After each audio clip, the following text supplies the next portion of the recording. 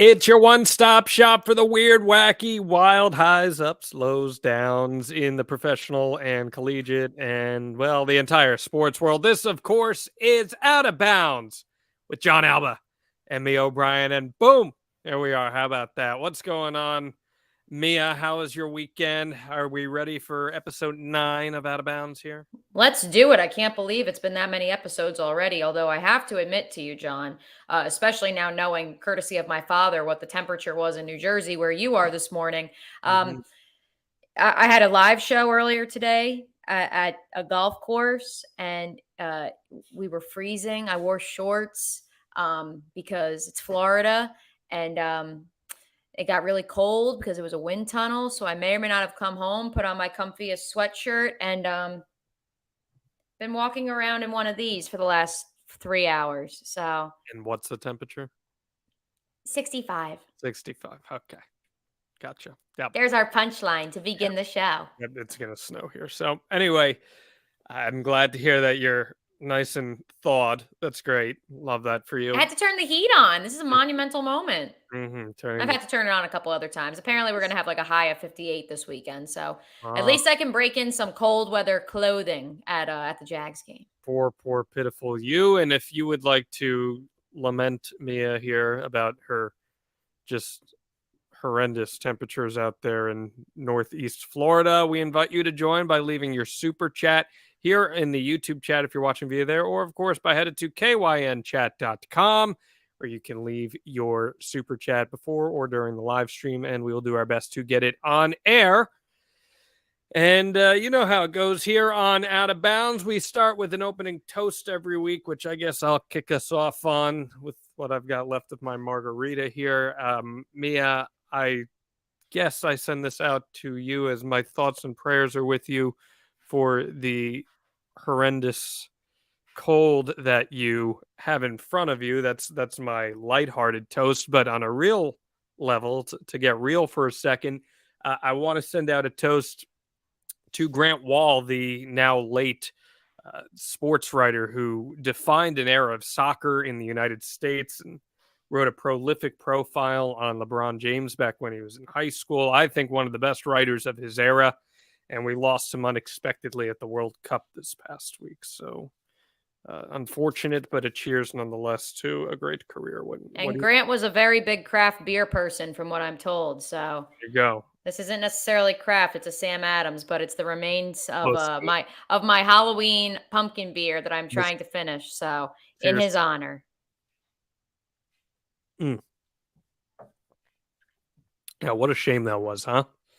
Scary stuff, man. Needless to say, especially considering all the circumstances around it. It was at least a little comforting. Again, personally speaking, I don't know if we're going to know exactly what happened for quite some time, or at the very least until everyone who is at the World Cup has departed Qatar. I think maybe perhaps once everyone is back in their home countries, safe and sound, then maybe that's where we'll have more information. But the Canadian reporter who was sitting behind him, who he was friendly with, did detail a firsthand account today. And so that at least gave me a little more solace and like, all right, here's a guy who was literally behind him, said to him as he walked into the press box, like, "Are you okay, man?" He's like, yeah, I'm just fighting something. I have I got medicine today. It's fine. And so he said he literally watched his face discolor. And so if that account is to be true, then obviously what we all opened our social media feeds and saw the horrific news, and many of us instantly assumed, hopefully is not the case, that this was some sort of coordinated effort with involving foul play. But we'll wait and see. It's an interesting world we live in. The games go on. And as much as I know people say, that's what he would have wanted. And I think that is what he would have wanted. It still doesn't feel right. But it's the nature of the beast, I suppose. That it is. In his honor, go check out some of his pieces. Truly one of the best sports writers of his generation. Let's turn things around here, Mia. Let's get into the weird, wild, wacky, and fun of the sports world and kick us off with what went down between Tom Brady and the beast incarnate himself, Brock Purdy. Yeah, man. I know you love to lead us off with some Brady, so that's what we're gonna do. Look at this photo, folks. Although this is with their backs turned, so it doesn't do it nearly as much justice. Go on the internet, go find one. Tom Brady, 45 years old. Brock Purdy, 22, 23 years old. Not that out of the normal that Tom Brady has gone against men almost half his age, because that's been the case the last few years. But when Brock Purdy went to shake Tom Brady's hand post game, John, I just was like, I literally feel like he's playing his child right now. Like it's literally getting to a point of no return in terms of this old man is refusing to hang it up. And perhaps he should. Here are the numbers from Sunday's 35-7 win for the San Francisco 49ers and the indomitable Brock Purdy over the Tampa Bay Buccaneers and Tom Brady. Brock Purdy, the rookie, Mr. Irrelevant, the final pick in this past April's NFL draft, went 16 of 21 for 185 yards and 2 scores. Having followed him during his time at Iowa State, he arrived shortly after I moved out of Iowa. I can tell you that is a very Brock Purdy stat line. Game manager, but at the same time can move, a little more mobile in the pocket than Jimmy G. And as we all know now, Kyle Shanahan just basically said to the kid, don't wreck the car. Just drive the car. Don't wreck it. So they made it nice and easy for him. And the Bucs defense also seemed to make it easy because, again, 35 points for the 49ers. Tom Brady on the other side of the ball went 34 of 55, so a bit more of a passing attack down there in Tampa. 253 yards, 1 touchdown, 2 interceptions. Then the fun began even after the handshake when Brady was asked to autograph one of the balls that was picked off. And, he wasn't too happy about that. So my question not only is how low must things go, what is rock bottom for Tom Brady, but quite frankly, John, when will he retire? When is he going to say, okay, enough's enough? Well, like it's time. I got a bold prediction here. I don't know. Let's go for it. I don't know how bold it is, but I think that a season like this, where as many would conventionally say, all right, this means it's time to hang it up, I think it only fuels him even more to be like, next year I'm back with a different team in a situation where I want to play, and I'm going to prove that I have more left in me. Is that the best idea for his legacy? I'm not so sure about that. Brett Favre would like a word. Brett Favre would like a word. He has played to 45. He's accomplished what he wanted to accomplish. He set out and said that several years ago that he thought that's something he'd want to do. He's done it. And yeah, conventional wisdom, especially with the fact that we know he's got a TV deal lined up with Fox for once he actually retires, he can go do that. I think it's only going to fuel him more. And I don't know if it's going to be the Dolphins like many would have expected with how well Tua's played. Well, also because they literally already lost a draft pick because of potential collusion. So I don't think it would be. Yeah, if he was to go to Miami, that would undoubtedly lead out of bounds. I will tell you that much. It would fire up our super chats too. Make sure you leave those in the comment section. But again, that would justify, like, that would truly be the ultimate FU. Like, I just don't care what the league thinks. So I don't think it's Miami. I just don't. Regardless of Tua, who also looked awful last night. But continue. Maybe you make an argument that there'd be a spot somewhere in Indianapolis, perhaps, or. Tom Brady totally wants to move to Indiana. Right. Well, I was going to say, then you take in those other equations, and it's like, I don't know. You could make the argument that San Francisco could be a landing spot for him. But the greater point that I want to bring up, Mia, is doesn't this almost feel, and I understand that Trey Lance is in the equation here too, but doesn't this almost feel like when Tom Brady took over for Drew Bledsoe at the Patriots back in the year 2001? You have this borderline Mr. Irrelevant quarterback in Tom Brady. He's a 6th-round pick, ends up coming in and takes over for the established veteran, and Drew Bledsoe leads them to a Super Bowl. I don't think it's out of the realm of possibility that the 49ers could win a Super Bowl this year. And Brock Purdy would be. And that's what I'm saying. A Super Bowl quarterback. So I see a lot more parallels besides the fact that Brock Purdy looks like he could beat Tom Brady's son. The Iowa State fans in the Super Chat comment section are loving this. They are loving this right now because that's their guy. 4-year starter in college, took over for a 6-year senior before that was even a thing. Kyle Kempt was doing that pre-COVID. So, no, I mean, like I said, I think what's funny about this, and it would be the ultimate, like, Kyle Shanahan, please check your ego at the door, is that the 49ers got to a Super Bowl with Jimmy G because he was a game manager. The reason they traded 3 first-round picks to move up in the 2021 NFL draft and select Trey Lance is because while they felt Jimmy G could get them to a Super Bowl, he wasn't going to win them a Super Bowl and take them over the top. And in a quarterback-driven league, you need the next hot thing. And so that's the funny part is, wouldn't it be great if another game manager leads the 49ers to a Super Bowl? I'm going to ask you this, though, John, because now the news that Jimmy G's foot injury is not a Liz Frank injury. It's not as severe as previously thought. So there is a chance he could make it back in time for said Super Bowl. Would you play Jimmy G after Brock Purdy gets you to the postseason, presumably? If Brock Purdy plays like how he's playing now, there's no way I'd play Jimmy G in that. No way. How could you? Well, I'll tell you this much. Granted, very different situation. 2019 Jacksonville Jaguars had this 6th-round rookie by the name of Gardner Minshew, who was lighting the world on fire. And while, yes, there were plenty of defenses that figured him out, and there will be defenses, I think, that figure Purdy out a little bit, or at least get to a rookie. At the same time, Minshew, he was the guy. He led you to, you were 4-4. And the one loss he didn't start because it was when Nick Foles got hurt. And then as soon as Nick Foles was eligible to come back at 4-4, they go, okay, we'll go with the guy who's been cold because we're paying him all this money. And so I think it's different with the 49ers because obviously Jimmy G is not their guy, so to speak. He's on a 1-year expiring contract. But they're still paying him more money than they're paying Brock Purdy. I also understand that, but he's coming off a severe injury, which I know that there are people who are like, oh, Nick Foles broke his collarbone. But he was able to come back from it. And I know there's people who are saying about Jimmy G, oh, well, he might be able to come back if they make the Super Bowl. Well, do you really want a quarterback's first game back to be the Super Bowl? If he is this investment.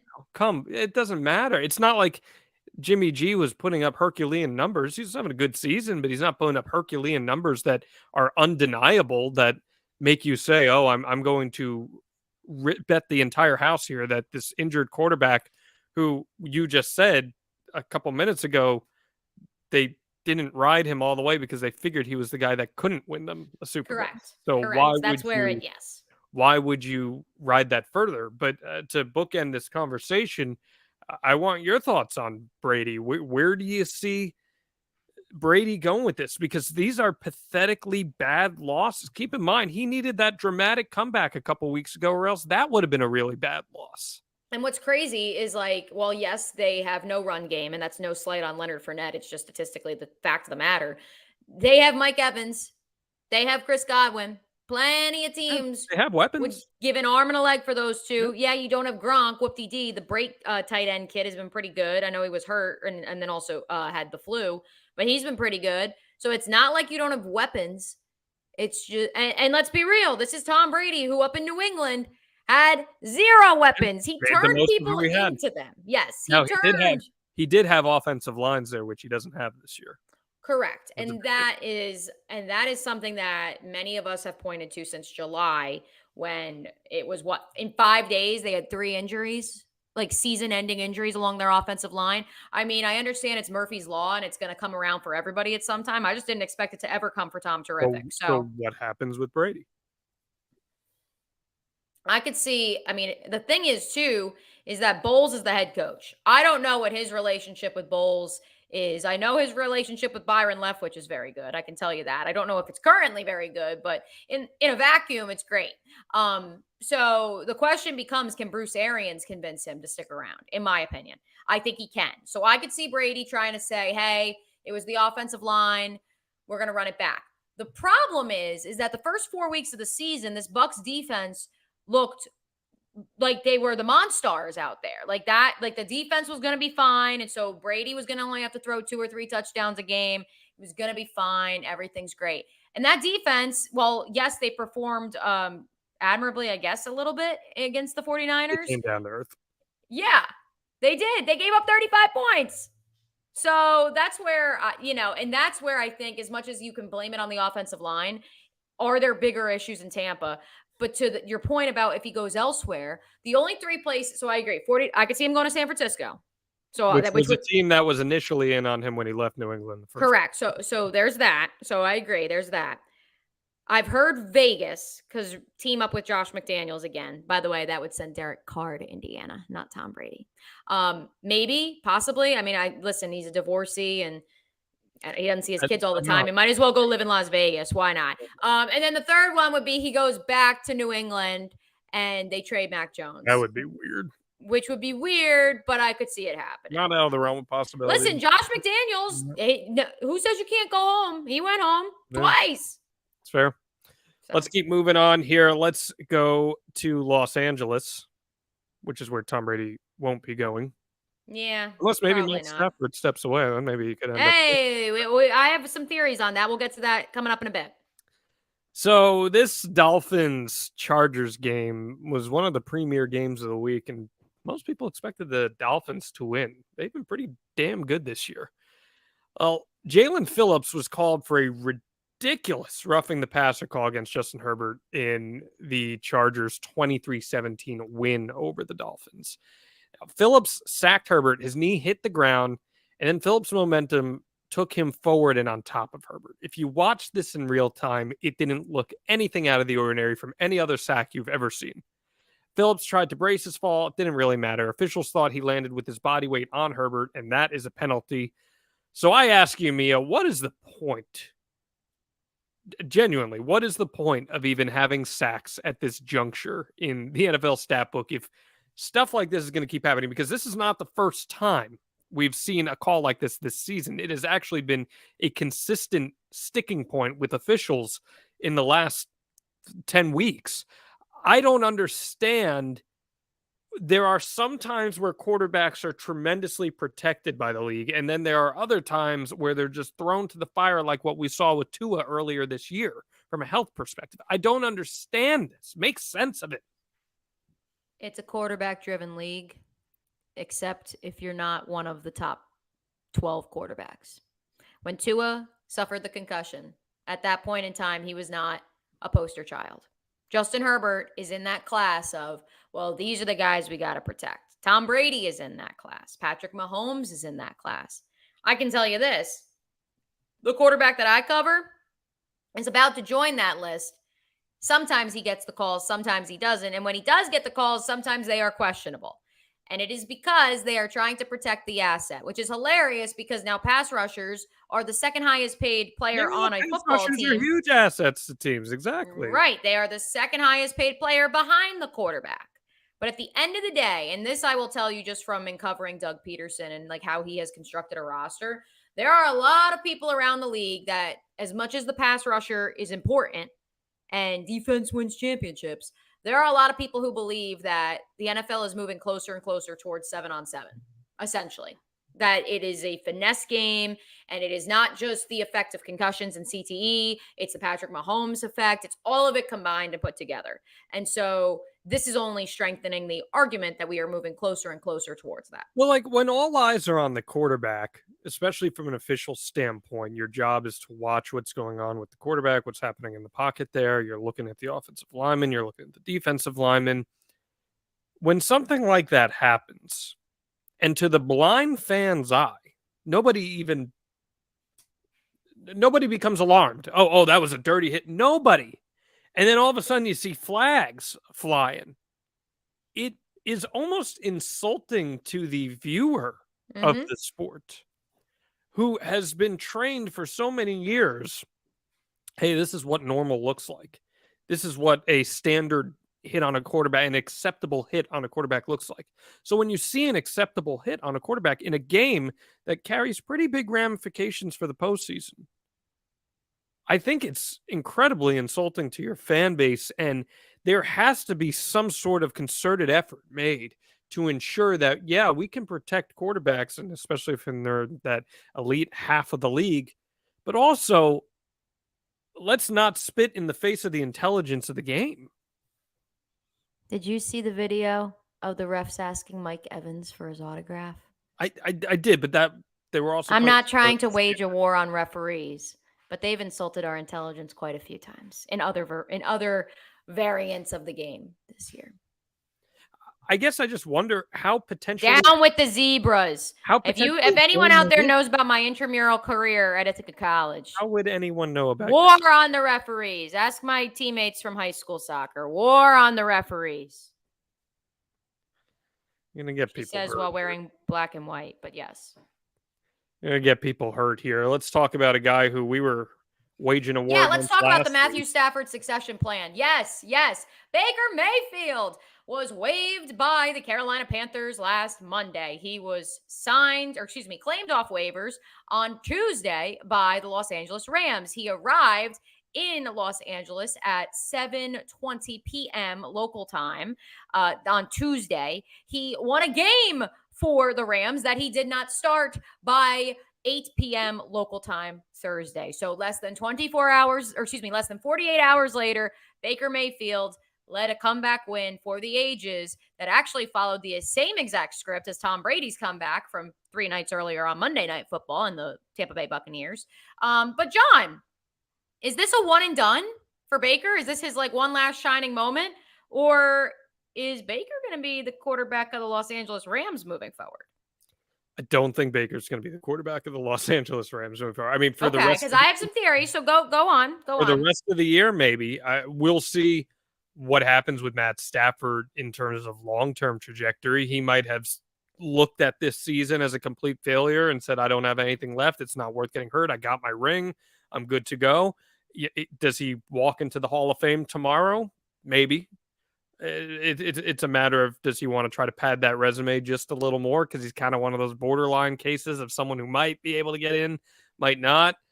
I don't think this is Baker's job long term, but if Baker Mayfield can take the rest of this season and prove that he's a great teammate, that he's a leader, and that he can win some games, it's not out of the realm of possibility to suggest that Baker Mayfield could potentially win a starter job on one of those outlier teams next year that doesn't really know where they are in terms the fringe contenders, if you will, or perhaps even a team that knows they aren't going to contend and has nothing to lose by giving someone like Baker Mayfield a shot. So I do think if Baker continues to play like this, where it's not like he was unbelievable, but he was good enough to get the job done. And sometimes in the NFL, it is just about being good enough to get the job done. We're talking about a league where Rex Grossman made it to the Super Bowl. Sometimes it is just about being good enough. And I think Baker Mayfield proved that he could be that. So here's my thing. Matthew Stafford essentially suffered 2 concussions this year. So did Tua, for anyone who's keeping score. 2 in the same season.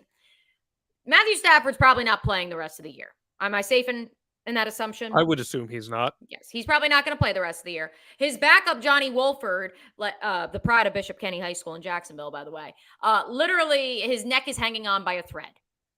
So he probably isn't going to play the rest of the year, I wouldn't think, unless the neck is somehow fixed.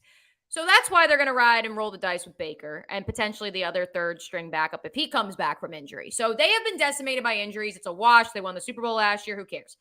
Here is where the Baker part of the equation gets interesting. The Rams do not have their first round pick, which as of this writing would be pick number 4 in the 2023 NFL draft. It is going to the Detroit Lions. So we also know that the Rams are the kings of, man, F those picks, because they never have any picks. They trade them away to get established stars, which is great, and that's fine. And listen, it won them a Super Bowl. That's fantastic. But the point of the matter is that when are they going to select a quarterback? When are they going to say, okay, Matthew Stafford is getting up there in age, even if he plays next year? When will they say, okay, it's time to pick a quarterback and develop him, while also knowing that Aaron Donald is also getting up there in age? Jalen Ramsey doesn't look like who he previously looked like. And so they have other holes they need to address. And so the fact of the matter is if Matthew Stafford gets hurt again next year, who are you going to have waiting in the wings? Johnny Wolford, and Johnny Wolford's been hurt. So that's where I think, at least for the next year, I think they're going to carry 3 quarterbacks next year. That's if Matthew Stafford comes back, which I believe he will. You'll have 3 quarterbacks, so I don't know how you'll manage that, but they will. And then the question becomes, if Baker pulls a Jameis, where Jameis was a good boy and he went to New Orleans and he sat behind Drew Brees for a year, let's say Matthew Stafford does want to walk after next year into retirement. Well, are you going to make Johnny Wolford your full-time starter? Probably not. Or are you going to make Baker Mayfield your full-time starter? Which, again, correct me if I'm wrong, I'm almost positive, and I don't have, because Tankathon doesn't go to 2024 just yet, But I would think, don't the Rams not have their 2024 first round pick either? They traded a lot for Stafford. Right. I'm pretty sure they don't have their 2024 first round pick either. So if you're looking for one of these quarterbacks, you better hope someone falls to the second or third round, or you develop someone, or you're further going to say, F those picks, and you're going to go find another. I mean, look, it's totally possible Matt Stafford retires and Aaron Rodgers is playing quarterback for the Rams next year. Or Aaron Rodgers may go to San Francisco because he's from there. Or Tom Brady being the one. Or Tom Brady. So, there are those Band-Aid solutions, if you will. I could see a situation where Baker plays himself into a good spot there in Los Angeles. No, I can see him being like a Jameis is what I'm saying. I think it could be, I mean, and hopefully he doesn't unfortunately suffer an injury like Jameis did and now he hasn't played since. But like, I could see that happening. I don't think it's out of the realm of possibility. Let's continue here. And again, we want your comments. You can send them in on YouTube, or you can also send them in via Super Chat and we'll read them on air. So get involved with all the fun that Mia and I are having here on Out of Bounds. And we take you to the Lincoln Financial Field for Army Navy. Well, college football, the only college football that was going down. You mean you don't want to talk about the other team that plays at the Link, but they played at MetLife yesterday? You don't want to talk about that? Well, I'm good on that. Okay. Army beat Navy 2017 in overtime this week. There was a fumble involved. It was a dramatic, in the words of the great Susan Wallman, of all the dramatic things I've ever seen. We saw an Army win here. This is just classic football. You got triple options in the work. Yeah, I mean, this is nitty gritty, archaic football. How much of a kick do you get out of seeing this style of play, Mia O'Brien? Well, the thing with it is it's like considered part of our DNA, and it's like American. You have to watch this game like that, or at least maybe it's because I live in a military town. Like it's un-American to not like this game. Yet we are the same league who we just spent 26 minutes talking about. Or the same league, the same country that we just spent the past 26 minutes talking about the fact that it is progressing to a 7-on-7 league in its professional ranks. And yet one day a year, we just go back in the time machine and we love running and grounding and pounding and defense and run the ball and play great defense, in the words of Mike Welch. So yeah, and Kirk Ferentz. I do find it just so funny, John, that we literally spend the other 364 days of the year wanting points and wanting offense and wanting high-flying, crazy passes and Patrick Mahomes no-look heaves. And then this one day of the year, we go, Army only attempted 16 passes, which I believe was a high in like the past 8 years for them. Oh, and Navy attempted 6 passes. Yeah, no, we like that. Yep, that's American. My high school played with the triple option, and I mean this wholeheartedly, and they won a state championship with it. It is so boring. And the irony is it's supposed to be like an exciting way of football because you never know where the ball's going to go. You never know who's going to have it. It is so boring. Now, the positive is the games generally go a little quicker because the clock's pretty much consistently running. But it made me think back, this topic. In college, I took a class called The History of Football. And my professor, who we affectionately called Coach, we had a whole long lesson on Walter Camp and the flying wedge and the golden days of football back in the late 1800s. And it just made me feel nostalgic for that. Not that I ever expect to see a flying wedge incorporated into any of today's standard college football or professional football for that matter, but it did make me nostalgic for it. And for a game to go to overtime as well, where there's so much history between these two programs and entities, it's good for the game. It's good for fans. If it's one day out of the year that we get our rocks off on it, great. It's a gimmick. Aside from that, I don't look too far into it.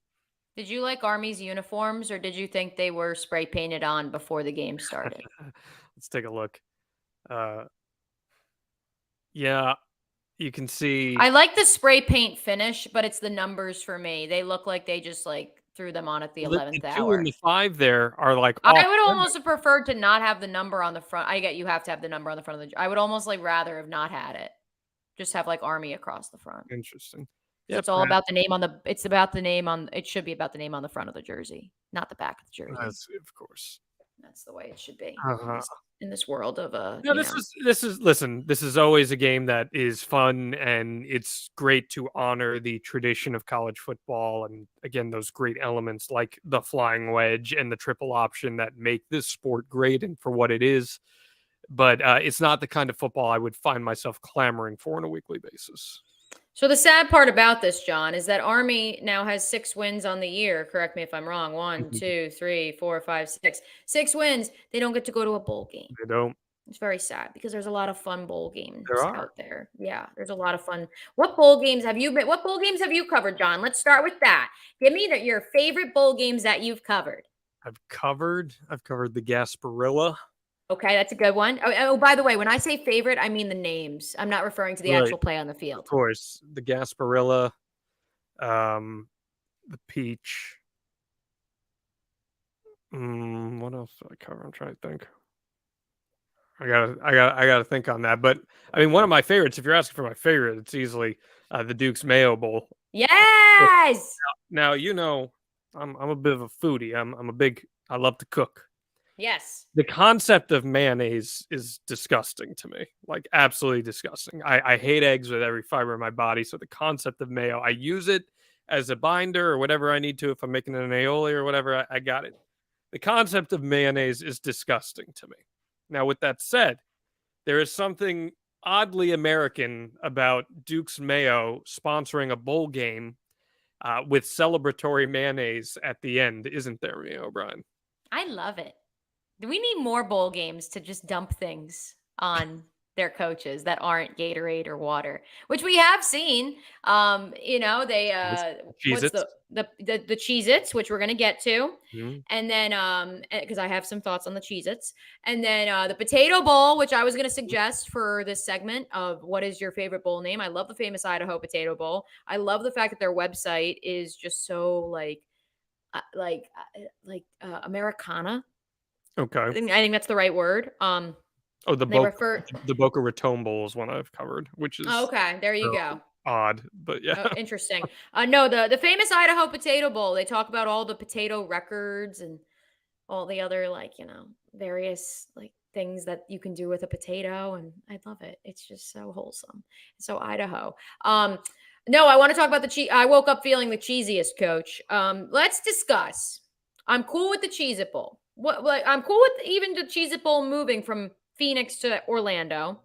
That's fine. Pandemic kind of infused, but not really decision, whatever. But my problem begins, John Alba, when we have the Cheez-It Bowl on December 29th, which will be between Florida State and Oklahoma. And then we have the Citrus Bowl brought to you by Cheez-It in the same stadium 4 days later. I love Cheez-Its. That's my go-to food when I'm editing. If anyone has ever wondered when I'm late night video editing, hey, what's your secret sauce to that? I literally just pound Cheez-Its.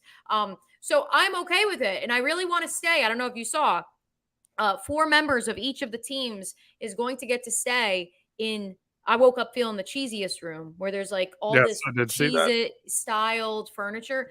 I would love that journey. Love that journey. But I don't like the fact that we have the same sponsor in the same. Well, the Citrus Bowl's Verbo, isn't it? No, it's Cheez-It this year. Really? Okay. Yes, that's what I'm saying. I'm looking at the graphic for it and it's showing Verbo, so that's interesting. But it's brought to you by Cheez-It. There's still Cheez-Its in there. Okay. I didn't even know Orlando had a monopoly on Cheez-It, but apparently they do. So I have some thoughts on that, needless to say. I also am very sad that the Outback Bowl is not the Outback Bowl. It is now the ReliaQuest Bowl. That is ruining. Overrated. I don't care. No, it's not. I love the shrimp. If we are talking, I love the dancing bloomin' onion. If we're talking chain steakhouses, we're talking. Oh yeah, the actual. I don't know. I would never go to actual Longhorn over. Correct. Okay? But the fact that they have the bowl game. It's a tradition. Maybe it's because Florida and Iowa, the 2 teams that I've covered, are in the Outback Bowl every other year, but it's just tradition. We got the Tony the Tiger Sun Bowl this year. Oh, that is a good one. I do like that. I'm down for some Frosted Flakes. I like that. They're more than good. They're great. I'm about that being a bowl sponsor. Let's see here. I'm going through the list. We've got the Jimmy Kimmel LA Bowl. Yes, I have a lot of thoughts on that. My personal favorite is the Lending Tree Bowl. Do you know where the Lending Tree Bowl is, John Alba? As in Mobile, Alabama. Yes, Mobile, Alabama. Southern Miss and Rice. What a fun time that will be for all. Fascinating. Yeah, I'm going through I may as well share the entire list of bowls with everyone. All right, let's take it through bowl season because it's Go kicking for off it. December 16th. Okay, we got the Bahamas Bowl, which is brought to you by my former employer, Hometown Lenders.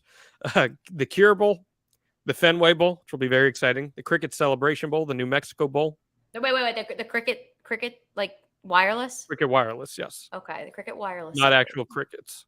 Okay. The New I have to Mexico double check. Bowl, the Jimmy Kimmel LA Bowl, the Lending Tree Bowl, the SRS Las Vegas Bowl, the Frisco Bowl, the Myrtle Beach Bowl, the famous Idaho Potato Bowl, the roofclaim.com Boca Raton Bowl, the RL Careers New Orleans Bowl, the Armed Forces Bowl, the Radiance Independence Bowl, the Union Home Gasparilla Bowl, the Easy Post Hawaii Bowl, the Quick Lane Bowl, the Camellia Bowl, the Serve Pro First Responder Bowl, the Ticket Smarter Birmingham Bowl, the Guaranteed Rate Bowl, the Military Bowl, the AutoZone Liberty Bowl, the That's a tradition. the Tax Act Texas Bowl, the Pinstripe Bowl, the Cheez-It Bowl. The Pinstripe Bowl brought to you by Bad Boy Mowers that previously sponsored the Gasparilla Bowl. I love that fun fact. They went from Florida to a bowl game in a freezing cold stadium in New York City. The Valero Alamo Bowl, the Duke's Mayo Bowl, the Tony the Tiger Sun Bowl, Tax Slayer Gator Bowl, the Barstool Arizona Bowl, the Capital One Orange Bowl, the Transperfect Music City Bowl, the Allstate Sugar Bowl, the Chick-fil-A Peach Bowl, Fiesta Bowl, the Tampa Bay Bowl, the Goodyear Con Bowl, Citrus Bowl, brought to you by Verbo, the Rose Bowl, the San Diego County Credit Union Holiday Bowl, and the College Football Playoff. I do love the San Diego Credit Union Holiday Bowl. Like that's Sure, another one. in there. But that's another one. It's locally owned, locally sponsored. It's tradition. Bill Walton is very proud of San Diego.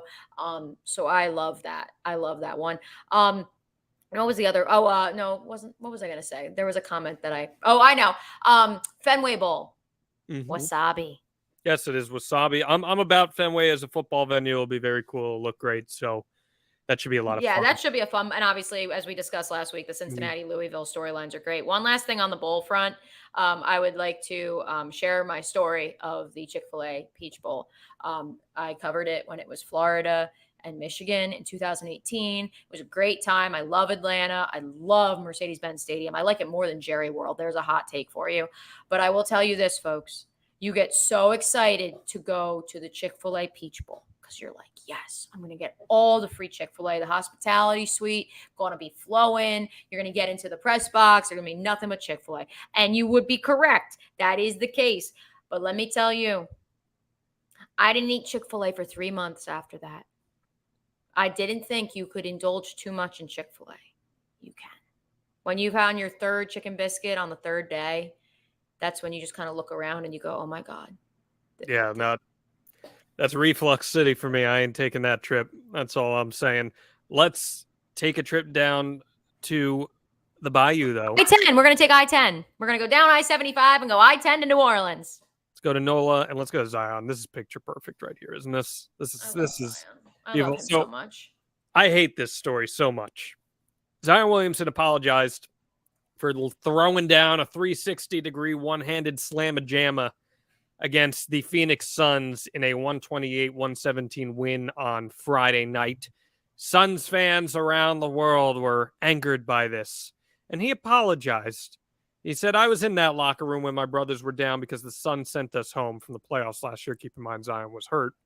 So that's a tough moment to be a part of. So in that moment where he laid down the dunk, he got carried away. I admit that.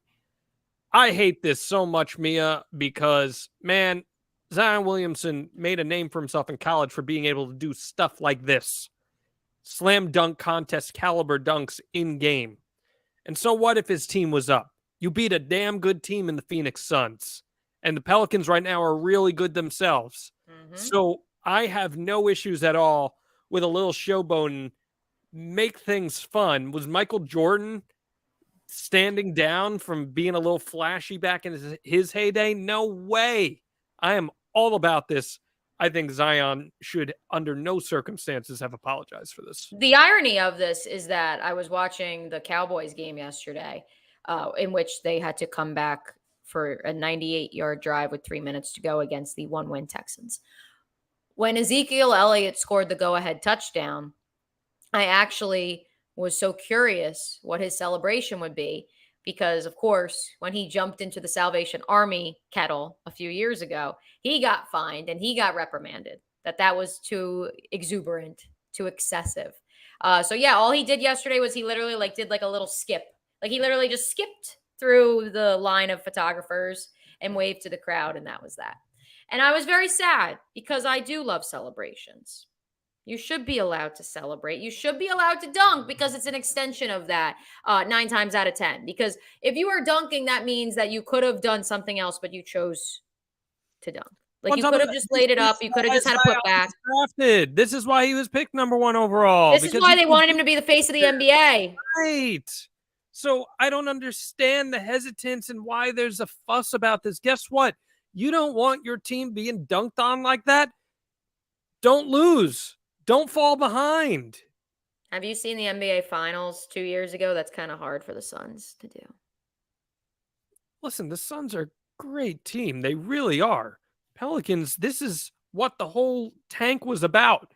You tanked so you could have moments like this. Yeah, I mean, and for a while, I mean, as recently as 6-7 months ago, we didn't think we'd ever see it again because we thought he got fat and that he was going to break the floor.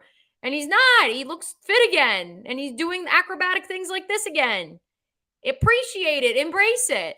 They've got CJ McCollum. They are a good team down there in New Orleans. And I'm all about emphasizing stuff like this. This is the Sports Center highlight reel moment that invigorates a generation of fans to want to invest. When I grew up getting a chance to watch, obviously, Michael Jordan, but knowing that I could watch Jason Richardson and Vince Carter and these prolific dunkers do larger-than-life things, that's what made me fall in love with that era of the NBA. So if we're going to discourage this kind of stuff from happening, you're doing a disservice to yourself as a league. Which is funny because now the league is more social media driven than ever before from when we were kids. Isn't this what the videos you want? Meanwhile, in Jacksonville, Trevor's waving goodbye to fans in Nashville and literally pointing at the scoreboard. And the NFL is like, more, insert Star Wars gif of Kylo Ren. They want more of that. They need that. It just makes no sense to me at all that you would poo-poo this notion that someone is a superstar and they are doing superstar things and they should have to apologize for that. Yes. Well, speaking of superstars, and this goes to our weekly wager from now 2 weeks ago. Aaron Judge. Oh, happy day. New York. He agreed to a 9-year, $360 million deal with the Yankees last week, pending a physical. He's staying. It's important that it's pending a physical, though, because instead of taking the physical and getting the deal guaranteed, Judge decided to take a vacation to Hawaii instead first.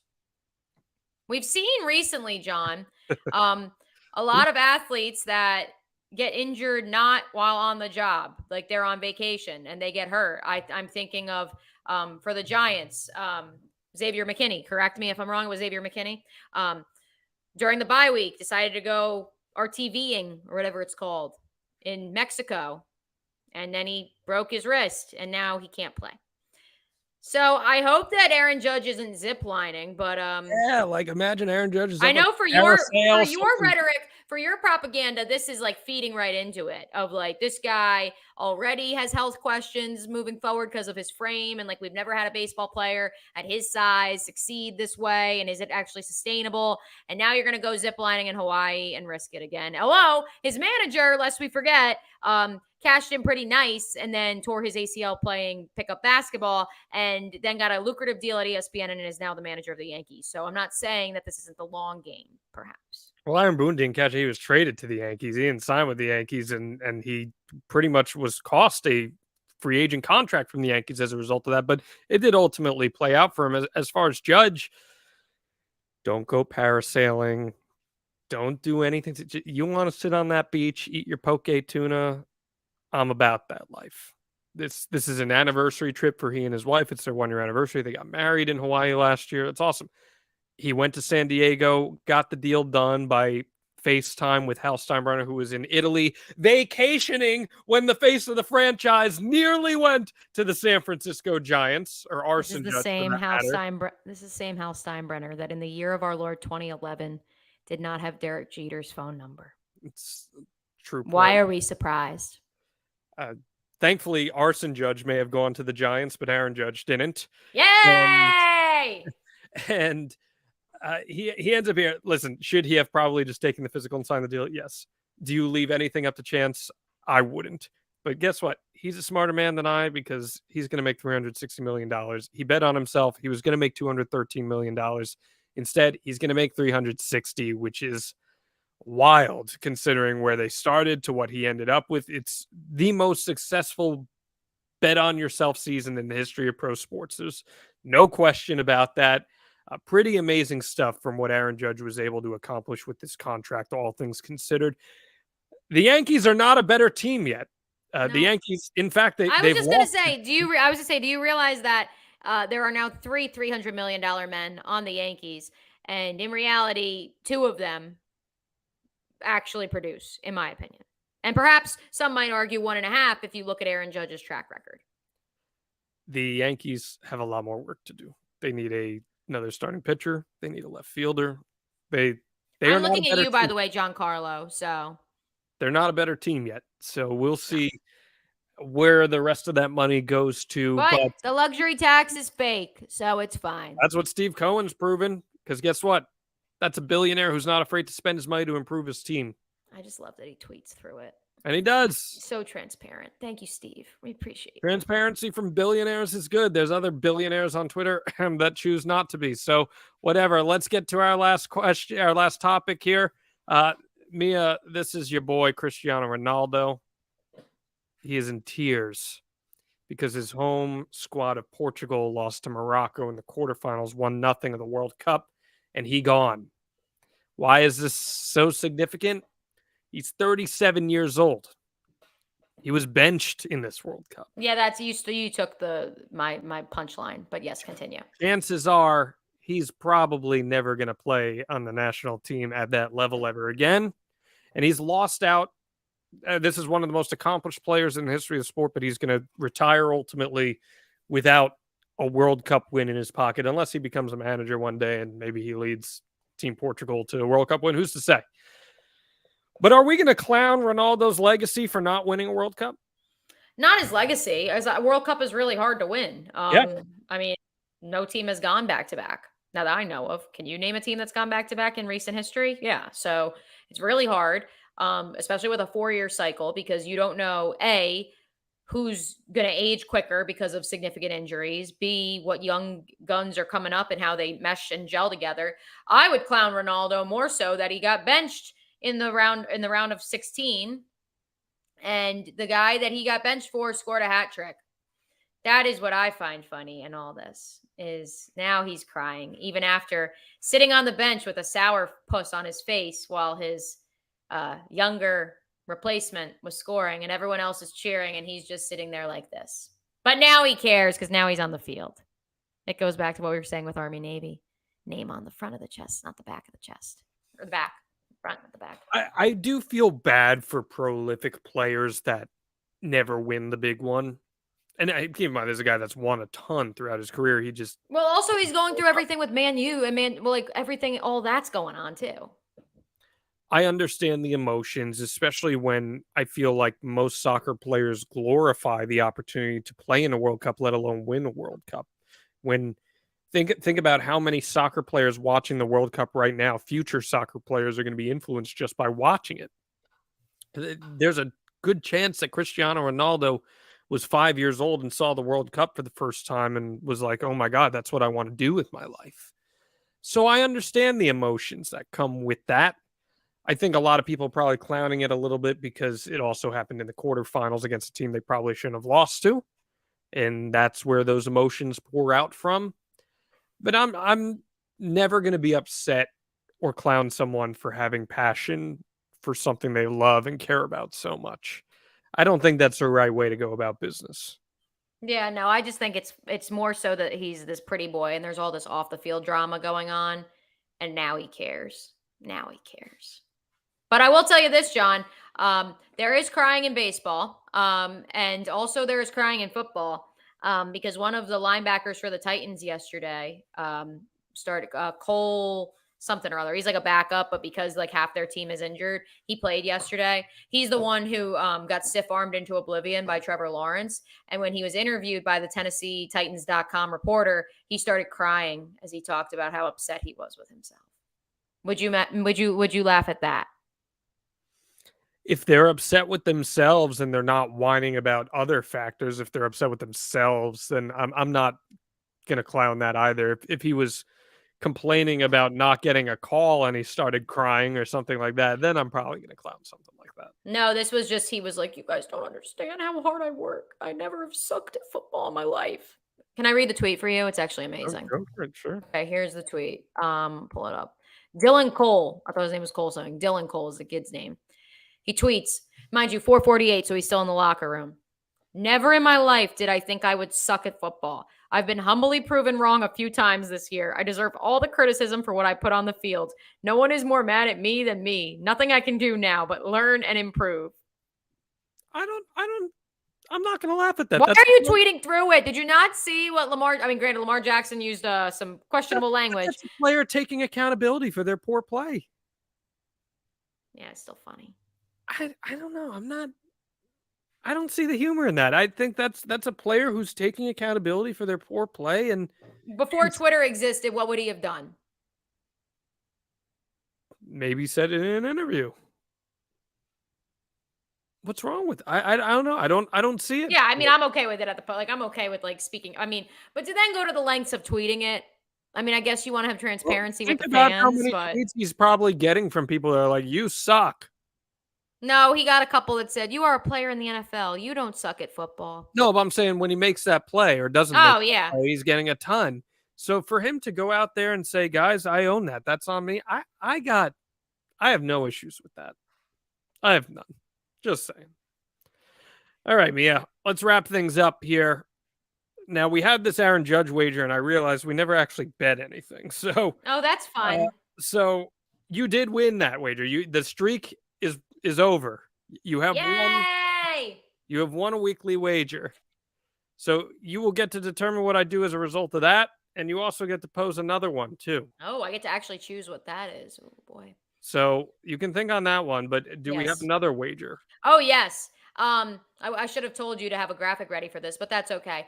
In case you missed it, the Jets are still trotting Mike White out onto the football field.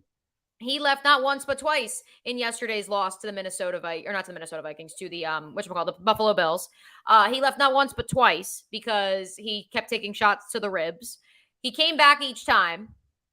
Robert Saleh says that Mike White's going to start against the Dolphins. It is the Dolphins, I'm pretty sure, this weekend. So are we betting if he's going to play or not? No, we're not betting if Mike White's. Oh, it's the Lions. It's the Lions, and then they have the Dolphins at the end of the year. So they are hosting the Lions this weekend, the high-flying offense that is the Detroit Lions. The problem is that when Mike White went out of the game against the Buffalo Bills, Joe Flacco was inserted because Zach Wilson was once again healthy and active. So my question for you, John, that will result in this wager is, will Zach Wilson be available against the Lions and serve as the backup this week and get into a football game again? Well, there's a lot of layers to that because I could see one of those things happening, but not. So I'm going to say, so the wager is, will he get into a football game this weekend? Yes. Or do you want to make it that he is active on game day? I'll say will he get into the game? I'll say yes, he does. He does get into the game. Okay. Excellent. The Jets think that they are going to make the playoffs, and I think when push comes to shove, they will try to put their money where their mouth is on Zach Wilson. Excellent. Okay. And the payoff of this, to bring this episode full circle, because it is a bit chilly outside, I want to bring back the ice bucket challenge. Okay. So whoever loses will have to record a video of themselves dumping ice water on themselves. Okay. All right. And I will think on the judge payoff. You can think about that too. Good stuff here, Mayo O'Brien. Another week in the book. Where can people find you? At Mia O'Brien TV, as it indicates below my name on this graphic. This week, XL Primetime, 12 to 3. And then next week, I will be making my pilgrimage back to the great state of New Jersey, both to cover the Jags and the Jets, but also to return for Christmas. So that's where you will find me then. How nice. Good for you. Happy holidays, everyone. You can find me everywhere. Just search my name. It's fun. Anyway, we'll see you next week right here on Out of Bounds.